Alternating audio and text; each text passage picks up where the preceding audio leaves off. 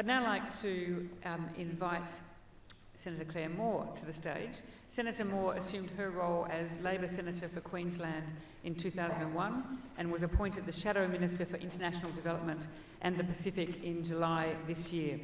Prior to her election, Senator Moore served with the Commonwealth Public Service in the Department of Aboriginal Affairs and the Department of Social Security. She is currently the Deputy Chair of the Australian Parliamentary Group on Population Development and a member of the United Nations Parliamentary Group and the Amnesty International Parliamentary Group. Senator Moore has very generously offered to have a shorter presentation and then move straight to questions, and we thought that might be a very good use of her time. So think of your questions as Senator Moore addresses us this morning. Please make her welcome.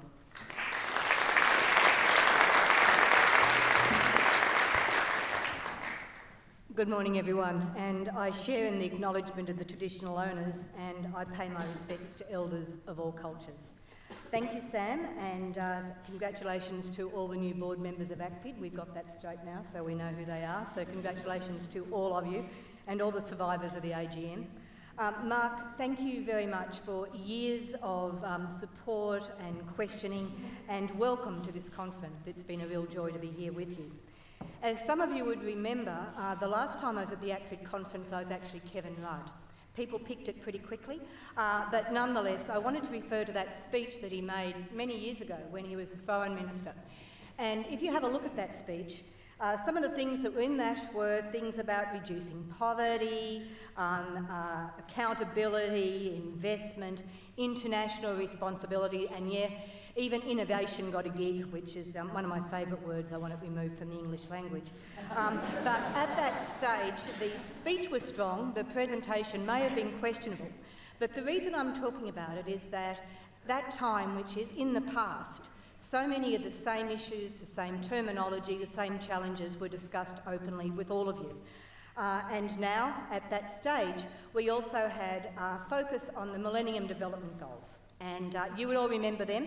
I actually was unashamedly a Millennium Development Goal groupie. I had the coloured image on my wall. I actually knew all of the goals. I talked about them. I celebrated when we finally got Goal 5B, and I hope you all know what that one was. In terms of the process, this was the element, the structure about which I thought, and indeed that speech from Kevin Rudd, was talking about how we would link our program to the international commitment that we, as part of the international community, had made, that we were global citizens. The issues facing our globe were ones that we would share, that we would work together, using that structure, that key structure of the Millennium Development Goals, to look at the issues of poverty, environment, health, education. And indeed, over that period of the MDGs, there was an impact. Joe, notice the clever way I brought in the theme of the conference there. The impact, we did have that. And you've all seen the evaluations of the process. There were increased focuses on education. Kids across the globe did actually have primary education. We had advances in health, we had advances in poverty, and it was mixed across the globe. And as we heard yesterday from the wonderful contribution from the Pacific, it wasn't the best result across the Pacific, but nonetheless, there was a focus. I just want to add here, I went to an unnamed Pacific country in my job a couple of years ago, and outside Parliament House was a shade cloth which said celebrating the Millennium Development Goals. And I was really excited, and I was talking to the people there, the other politicians from that country, and they had no idea what I was talking about. I had a really good shade cloth, but in terms of linking the MDGs to action, perhaps that was an area that we need to evaluate more closely.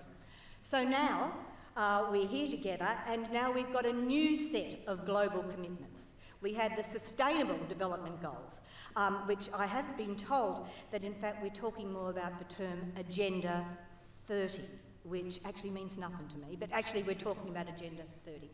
But in terms of the process, what I do need is a bigger wall, because the graphic is bigger, and there are more goals, and God help me, there are many, many more targets. So basically though, our country, with all the others, stood up at the United Nations, hand on heart, and said we are committed to following this process to 2030, building on what happened with the MDGs and moving forward to our future. And I think we have a responsibility then to take up that challenge. And I just want to talk about a couple of little things before I actually hopefully have a chance to answer some questions. I've actually decided that I'm pro the SDGs, which is a good thing. In terms of where we go with them, I think we've got a couple of real challenges. One is that apart from the complex nature and how many there are, I don't think Australia's community have actually realised, and I don't think Australians' parliaments have actually realised, that no longer is this commitment something that's for those people who are involved in international activities. People like the groups in this room, it's quite safe for everybody else. Those guys over there are going to fix up these processes. As you all know, the SDGs relate to Australia domestically as well as our international relationships. And that is a massive change in terms of the way we organise, in terms of the way we act, in terms of the way we communicate. Now, this is going to take some real effort. And I really think that the kinds of things we talked about yesterday need to be really lifted plus 30, I suppose, to ensure that we know how this is going to operate. DFAT, as we know, and I do want to acknowledge the extraordinarily hard work and commitment of so many of the people who work in this department, which we rely on so greatly. There is now an interdepartmental committee which has been set up in the first 12 months as we rush towards 2030, which is gathering together core departments who have responsibilities in this space. And for the first time, there is going to need to be engagement from other Commonwealth agencies. And this is very new, and I think they're going to need our help. And when I say our help, I don't mean parliamentarians, so we have got an actual role to play. I mean the community's help to understand where we're going with this. As Richard said, there will always be elements in the Australian community who don't support international development, though of course they wouldn't call that, they'd call it aid or charity or whatever terminology they use. There have always been people who think that money overseas is not money for here in Australia. We know that, we work with it all the time. Our fear is, and of course Richard pointed to that I think that there needs to be a greater effort in this space because that voice is growing more loudly. We would ignore that at our peril because there is this process of people who feel disconnected and not part of a wider community. So that's a job of work we have to do, and we can do it. But through the SDGs, that activism that Richard Moore spoke about yesterday is something that we have to not only have in our groups, the people who are already working in the space. This is the job for the wider Australian community to become involved, because if they don't, we will fail.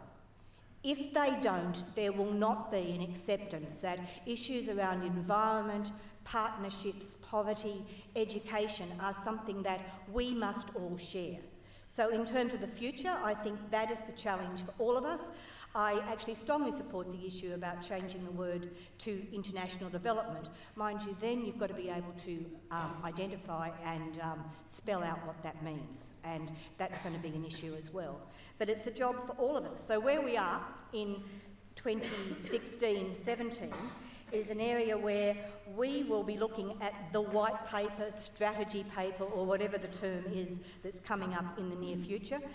Senate estimates told me it's soon. I love that term. You can spend 2 days defining what soon means. But in terms of the process, what we do know is that international development is going to be a key area of this white paper. We also know that the department has committed that there will be a large-scale focused community consultation process around the white paper. So as a start, we need to be acting now as to what our engagement is going to be in those white paper discussions. And it's not enough just for people who are already working in the field to be involved in that consultation. This process has got to break through the safety of that kind of identification into the wider community so that we have the opportunity through groups like the Campaign for Australian Aid, though I do take the term that title may change, getting out there, showing that activism so that when this white paper process happens, It will not be a contained, neat government process. This needs to be community activism. So that's our job. Certainly from the Labor Party, we are committed to being involved with it. I'm wanting to see that now that we've got 5B in the Millennium Development Goals, and we have, I'm waiting to hear someone yell because people in this room will know, women's reproductive rights clearly identified in the SDGs. I'm waiting to see where that issue, part of the focus of the government, of the 80% of our engagement looking at women, you can't have engagement with women unless you have reproductive rights front and centre on that agenda. So on that basis, let's get active on the white paper.